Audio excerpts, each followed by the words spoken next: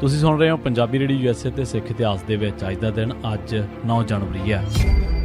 9 ਜਨਵਰੀ 1765 ਦਿੱਲੀ ਦੇ ਨੇੜੇ ਭਰਤਪੁਰ ਰਿਆਸਤ ਰਾਜਸਥਾਨ ਦਾ ਰਾਜਾ ਸੂਰਜਮਲ ਸੀ। ਉਸ ਨੇ ਇੱਕ ਨਿੱਕੀ ਜਿਹੀ ਰਿਆਸਤ ਤੋਂ ਸ਼ੁਰੂ ਕਰਕੇ ਆਗਰਾ ਤੇ ਮੌਜੂਦਾ ਹਰਿਆਣਾ ਜਿੱਤ ਲਿਆ ਸੀ। ਉਸ ਵਕਤ ਦਿੱਲੀ ਦੇ ਵਿੱਚ ਭਾਵੇਂ ਮੁਗਲ ਬਾਦਸ਼ਾਹ ਦਾ ਰਾਜ ਸੀ, ਪਰ ਅਸਲ ਦੇ ਵਿੱਚ ਰੋਹੀਲਾ ਜਰਨੈਲ ਨਜੀਬੁੱਦੌਲਾ ਦੀ ਹੀ ਹਕੂਮਤ ਸੀ।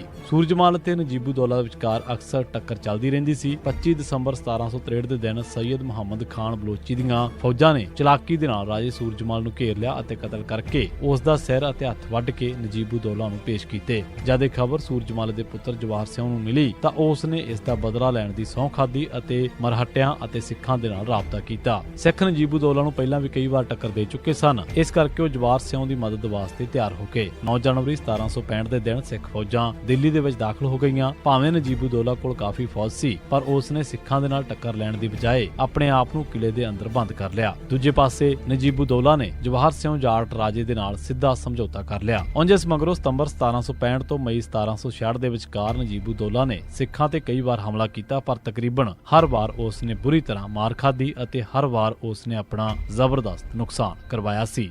9 ਜਨਵਰੀ 1960 ਮਾਸਟਰ ਮੋਤਾ ਸਿੰਘ ਸ਼੍ਰੋਮਣੀ ਗੁਰਦੁਆਰਾ ਪ੍ਰਬੰਧਕ ਕਮੇਟੀ ਅਤੇ ਅਕਾਲੀ ਦਲ ਦੇ ਬਾਨੀਆਂ ਦੇ ਵਿੱਚੋਂ ਇੱਕ ਸਨ। ਬੱਬਰ ਅਕਾਲੀ ਲਹਿਰ ਦਾ ਮੁੱਢ ਬਣਨ ਵਾਲੇ ਵੀ ਮਾਸਟਰ ਮੋਤਾ ਸਿੰਘ ਹੀ ਸਨ। ਆਪ ਨੇ ਕਈ ਸਾਲ ਅੰਗਰੇਜ਼ਾਂ ਦੀ ਜੇਲ੍ਹ ਦੇ ਵਿੱਚ ਬਿਤਾਏ ਸਨ। 1947 ਤੋਂ ਮਗਰੋਂ ਉਹ ਕਾਂਗਰਸ ਦੇ ਨਾਲ ਮਿਲਵਰਤਨ ਕਰਦੇ ਰਹੇ ਸਨ ਅਤੇ 1952 ਦੇ ਵਿੱਚ ਐਮਐਲਏ ਵੀ ਚੁਣੇ ਗਏ, ਪਰ ਉਹਨਾਂ ਦੀ ਕਾਂਗਰਸ ਦੇ ਨਾਲ ਨਿਭੀ ਨਹੀਂ। ਉਹ ਕਿਸਾਨ ਸਭਾ ਦੇ ਆਗੂ ਬਣ ਗਏ। 1959 ਦੇ ਅਖੀਰ ਦੇ ਵਿੱਚ ਉਹ ਬਿਮਾਰ ਪੈ ਗਏ ਅਤੇ 9 ਜਨਵਰੀ 1960 ਦੇ ਦਿਨ ਉਹ ਚੜ੍ਹਾਈ ਕਰ ਗਏ। ਏਸ਼ੀਆਈ ਖੇਡਾਂ ਦੇ ਦੌਰਾਨ ਜਿਨ੍ਹਾਂ ਸਿੱਖਾਂ ਦੇ ਨਾਲ ਜ਼ਿਆਦਤੀ ਅਤੇ ਗੁੰਡਾਗਰਦੀ ਹੋਈ ਸੀ, ਉਹਨਾਂ ਦੇ ਵਿੱਚੋਂ ਬਹੁਤ ਸਾਰੇ ਫੌਜੀ ਅਫਸਰ ਵੀ ਸਨ। ਇਹਨਾਂ ਦੇ ਵਿੱਚੋਂ ਬਹੁਤ ਪਹਿਲਾਂ ਸਰਕਾਰ ਨਵਾਜ਼ੀ ਜਾਂ ਕਾਂਗਰਸੀ ਸਨ। ਜਦੋਂ ਉਹਨਾਂ ਨੂੰ ਖੁਦ ਨੂੰ ਸੇਕ ਲੱਗਿਆ ਤਾਂ ਉਹਨਾਂ ਨੂੰ ਅਹਿਸਾਸ ਹੋਇਆ ਕਿ ਉਹ ਇਸ ਦੇਸ਼ ਦੇ ਵਿੱਚ ਗੁਲਾਮ ਨੇ। ਇਹ ਸੋਚ ਕੇ ਉਹਨਾਂ ਪੰਥ ਦੇ ਵੱਲ ਮੁੜਨ ਦਾ ਫੈਸਲਾ ਕੀਤਾ। ਇਹਨਾਂ ਦੇ ਵਿੱਚੋਂ ਕੁਝ 17 ਨਵੰਬਰ 1982 ਨੂੰ ਮੇਜਰ ਜਨਰਲ ਮਹਿੰਦਰ ਸਿੰਘ ਅਤੇ ਗੁਰਬਖਸ਼ ਸਿੰਘ ਦੀ ਕਮਾਂਡ ਹੇਠ ਹਰਚੰਦ ਸਿੰਘ ਲੌਂਗੋਵਾਲ ਦੇ ਕੋਲ ਆਏ ਅਤੇ ਦਲ ਨੂੰ ਆਪਣੀਆਂ ਸੇਵਾਵਾਂ ਦੀ ਪੇਸ਼ਕਸ਼ ਕੀਤੀ। ਇਸ ਤੇ ਹਰਚੰਦ ਸਿੰਘ ਲੌਂਗੋਵਾਲ ਨੇ ਸਾਬਕਾ ਫੌਜੀਆਂ ਦੀ ਇੱਕ ਕਨਵੈਨਸ਼ਨ 26 ਦਸੰਬਰ 1982 ਦੇ ਦਿਨ ਅੰਮ੍ਰਿਤਸਰ ਦੇ ਵਿੱਚ ਬੁਲਾ ਲਈ ਸੀ। ਸਾਬਕਾ ਫੌਜੀਆਂ ਤੋਂ ਆਪਣੇ ਹੱਕ ਦੇ ਵਿੱਚ ਫਤਵਾ ਲੈਣ ਤੋਂ ਬਾਅਦ ਸ਼੍ਰੋਮਣੀ ਅਕਾਲੀ ਦਲ ਨੇ 9 ਜਨਵਰੀ 1983 ਦੇ ਦਿਨ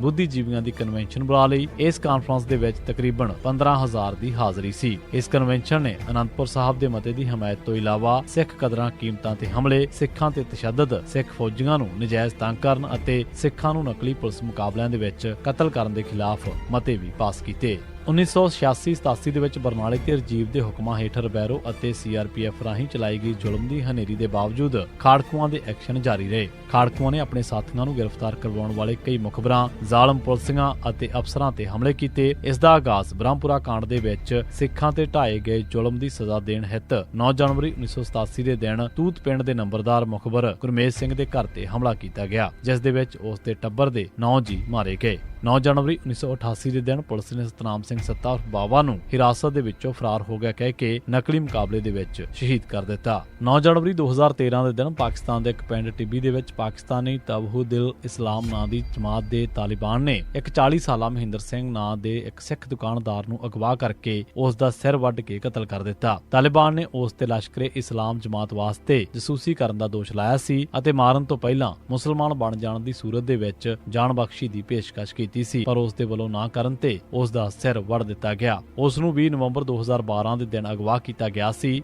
ਮਾਰੇ ਗਏ ਇਸ ਸਿੱਖ ਦੇ 9 ਬੱਚੇ ਸਨ। ਇਸੇ ਸਿੱਖ ਇਤਿਹਾਸ ਦੇ ਵਿੱਚ ਅੱਜ ਦਾ ਦਿਨ ਤੁਸੀਂ ਸੁਣਦੇ ਰਹੋ ਪੰਜਾਬੀ ਰੇਡੀਓ USA।